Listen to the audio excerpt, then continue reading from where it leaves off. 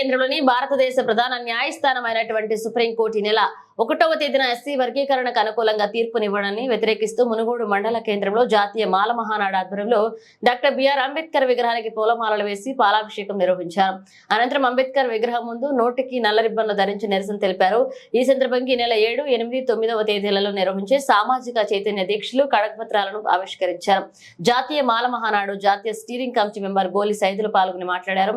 జాతీయ స్థాయిలో మాల మహానాడు అనుబంధ కులాల సర్వతోముఖాభివృద్ధి కోసం ప్రత్యేక కమిషన్ ఏర్పాటు చేయాలని, ఎస్సీ రిజర్వేషన్ల వర్గీకరణ పూర్తిగా రాజ్యాంగ వ్యతిరేకమని, దళితుల విభజన ప్రయత్నాలు మానుకోవాలన్నారు. సుప్రీంకోర్టు వర్గీకరణకు అనుకూలంగా తీర్పు ఇవ్వాలని తీవ్రంగా ఖండించారు. ఎస్సీ వర్గీకరణ రాజ్యాంగ విరుద్ధమని గతంలో చెప్పిన కోర్టులే మరలా ఎస్సీ వర్గీకరణకు అనుకూలంగా తీర్పు ఇవ్వడానికై సుప్రీంపై ధ్వజమెత్తారు. కలసమెలిసి ఉన్న మాలమాదిగల మధ్య చిచ్చు పెట్టడానికి తీవ్రంగా వ్యతిరేకిస్తున్నామన్నారు. న్యాయస్థానాల్లో రిజర్వేషన్లు అమలు చేయాలి, రాజ్యాంగ పీఠికను ప్రేయర్లలో తప్పకుండా చదివేలా చేయాలన్నారు. మాలలు కాంగ్రెస్ పార్టీని ఒక కుటుంబ పార్టీగా భావిస్తూ ముందుకు పోతున్న తరుణంలో సీఎం రేవంత్ రెడ్డి ఎస్సీ వర్గీకరణకు మద్దతు ఇవ్వడం సమంజసం కాదని, రేపు రాబోయే ఎన్నికల్లో రేవంత్ రెడ్డికి తగిన గుణపాఠం చెప్తామన్నారు. మాట్లాడాల్సిన చోట మౌనంగా ఉండడం, మౌనంగా ఉండాల్సిన చోట మాట్లాడడం రెండూ తప్పే అని తెలిపిన అంబేద్కర్ అడుగుజాడల్లో పలు జాతీయ డిమాండ్ల పరిష్కారం కోరుతూ నిజాయితీ మాల మహానాడుగా గొంతెత్తి ఢిల్లీలో పోరుబాటుకు సిద్ధమైందన్నారు.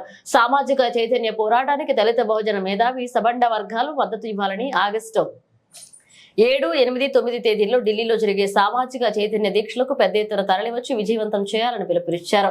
ఈ కార్యక్రమంలో జాతీయ మాల మహానాడు నాయకులు పెరుమల్ల ప్రమోద్ కుమార్, మాల మహానాడు నియోజకవర్గ అధ్యక్షుడు బెల్లపు బాలశివరాజ్ పాల్గొన్నారు.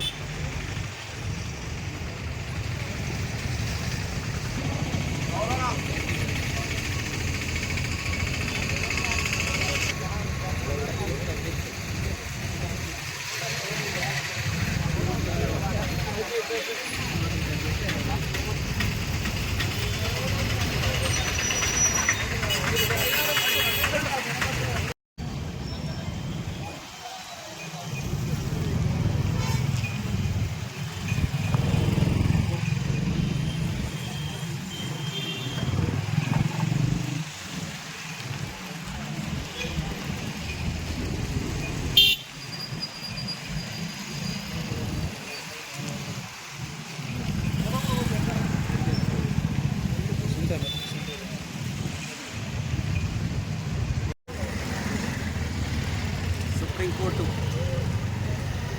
వర్గీకరణ మీద చేసినటువంటి ఏదైతే తీర్మానం చేశారో ఆ నిర్ణయాన్ని దళిత జనాలంతా వ్యతిరేకించేటువంటి సందర్భం కనబడతా ఉన్నది. ఎందుకంటే గతంలో పివి రావు గారు ఉద్యమం లేపినప్పుడు అప్పుడు సుప్రీంకోర్టు ఎస్సీ వర్గీకరణ తప్పు అని చెప్పి నిర్ధారణ చేసి తప్పు అని చెప్పి మనకు తీర్పు ఇచ్చినప్పటికీ మళ్ళీ ఇవాళ బీజేపీ ప్రభుత్వం కుట్రపూరితంగా ప్రయత్నం చేసి ఇలా సుప్రీంకోర్టుతోటి వర్గీకరణ రాష్ట్రాలకు అనుకూలంగా ఉంది అని చెప్పడం ఎంత అవమానకరం.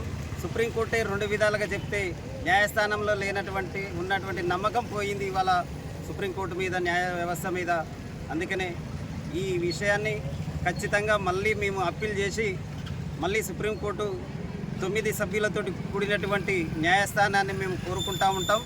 అదేవిధంగా సామాజిక ఉద్యమాల కోసం, సామాజిక చైతన్యం కోసం మేము 6, 7, 8, 9 తేదీలలో చెలో ఢిల్లీ ప్రోగ్రాము పెట్టి మేము సామాజిక చైతన్య సదస్సులు, దీక్షలు ఏర్పాటు చేయడం జరిగినది.